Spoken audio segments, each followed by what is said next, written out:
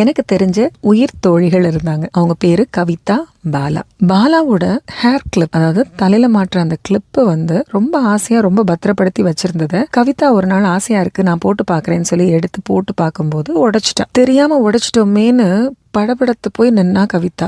ஏன் அந்த படபடப்புன்னா, பாலாவுக்கு அது அவங்க சித்தப்பா வாங்கி கொடுத்தது சின்ன வயசுலயே. அவ அவ்வளோ பத்திரப்படுத்தி அதை அத்தனை நாள் வச்சிருந்தா. என்னமோ தெரியல, இன்னைக்கு கவிதாக்கு அதை எடுத்து போடணும்னு ஆசை. ஸோ எடுத்து போட்டு பார்த்தா, யதார்த்தமா தான் பார்த்தா, பட் அது உடஞ்சிருச்சு. அவ எதிர்பார்க்கல, நாள் பட்டதுனால கூட இருந்திருக்கலாம். ஆனா எங்க பாலா திட்ட போறாளோ அப்படின்னு பயத்துல இருந்த கவிதாக்கு பாலாவோட வார்த்தைகள் அவ்வளோ ஆறுதலா இருந்தது. காரணம், விடு பரவாயில்ல, எனக்கு எங்க சித்தப்பாவோட நினைவுகள் இன்னும் நிறையவே இருக்கு, அது போதும் எனக்கு. இந்த கிளிப்பு உடைஞ்சதுனால நீ ஒன்னும் வருத்தப்படாத, நான் ஒன்னும் நினைக்கல அப்படின்னு ஒரு சின்ன புன்னகையோடு அந்த இடத்த விட்டு நகர்ந்துட்டேன். கிளிப்பு தானே, இதை உடைச்சதுக்கு எதுக்கு கவிதா இவ்வளோ பதட்டப்படணும், இதுக்கு எதுக்கு இந்த சீன் அப்படின்னு நினைக்கிறீங்களா? இல்லைங்க, சின்ன வயசுல பாலாக்கு இது அவங்க சித்தப்பா, அதுவும் அவளுக்கு ரொம்பவே பிடிச்ச ஒரு சித்தப்பா வாங்கி கொடுத்தது. பாவம், இப்ப அந்த சித்தப்பா காலம் ஆயிட்டதுனால திரும்ப வேணும்னு நினைச்சாலும் வாங்கி கொடுக்கறதுக்கு அவங்க இல்லையே, அதை பத்திரப்படுத்தி வச்சிருந்தா நம்ம அதை உடைச்சிட்டோமேங்கிற வருத்தம் கவிதாக்கு. ஆனா இல்லாத சித்தப்பாக்காக இருக்கிற ஃப்ரெண்டை இழந்துடக்கூடாதுன்னு சொல்லி வேதனை இருந்தாலும் ஒரு புன்னகையோடு அந்த நிகழ்வை கடந்து சென்றுட்டா பாலா.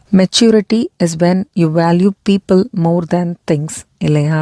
இந்த பக்குவம் பாலாக்கு இருந்துச்சு. நம்மள எத்தனை பேருக்கு இருக்கு? சல்லுன்னு கோவப்படுவோம், வல்லுன்னு விழுவோம், ஒண்ணுமே இல்லாத ஒரு பொருளுக்காக. உறவுகள் முக்கியம் இல்லையா? அவங்க மனசு வலிச்சதுன்னா அதை திரும்ப எப்படி ஒட்ட வைப்பீங்க? யோசிக்காம பேசிடுற வார்த்தைகள்னால கிடைக்கிற வலியும் வேதனையும் நீங்க ஃபெவிக்விக் போட்டு ஒட்ட வச்சா கூட கிடைக்காது. அது என்ன பொருளா ஈஸியா ஒட்ட வச்சுட்டு போறதுக்கு?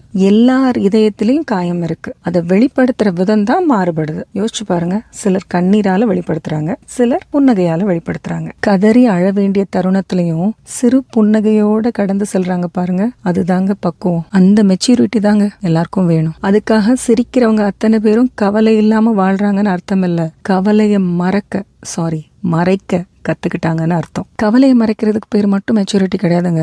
கோபம் வர்ற இடத்துலயும் அதை கண்ட்ரோல் பண்ண தெரியறவங்க பக்குவப்பட்ட மனுஷன். பல்ல உடைக்கிறேனா இல்லையா பாடுறா அப்படின்னு மனசுல நினைச்சுக்கிட்டு வெளியில பல்ல காட்டிக்கிட்டே நகண்டு போவோம் பாருங்க, அதுதாங்க மெச்சூரிட்டி. உடனே அந்த இடத்துல நம்ம தோத்துட்டோம்னு நினைக்கிறீங்களா? அந்த இடத்துல நம்ம பலவீனமா ஃபீல் பண்றோம்னு தோணுதா? அவங்க பக்கம் தான் தப்புன்னு அவங்களுக்கு புரிய வைக்கணும்னு ஆதங்கப்படுறீங்களா? அவங்க பக்கம் தப்பே இருந்தாலும் அதை நிரூபிக்க வேண்டிய அவசியம் நமக்கு இல்ல அப்படிங்கறத புரிஞ்சுக்கிறதுக்கு பேரு தாங்க மெச்சூரிட்டி. அந்த பக்குவம் வந்துட்டாலே நீங்க பெரிய மனுஷன் தான். வயசு முதிர்ந்தாதான் பெரிய மனுஷன் அர்த்தம் இல்ல. இந்த பக்குவம் வந்துட்டாலே பெரிய மனுஷன் தான். அப்படியே தோத்தாதான் என்னங்க? உறவுகளுக்கு மத்தியில தோத்து போறவன் கண்டிப்பா குடும்பத்துல ஜெயிச்சவனா தான் இருப்பான். சோ என்னைக்கும் உங்க வார்த்தைகளையும் உங்க செயலையும் உங்க கண்ட்ரோல்குள்ள இருக்கிற மாதிரி பாத்துக்கோங்க. கோவத்திலையும் சோகத்திலையும் எந்த முடிவும் எடுக்காதீங்க.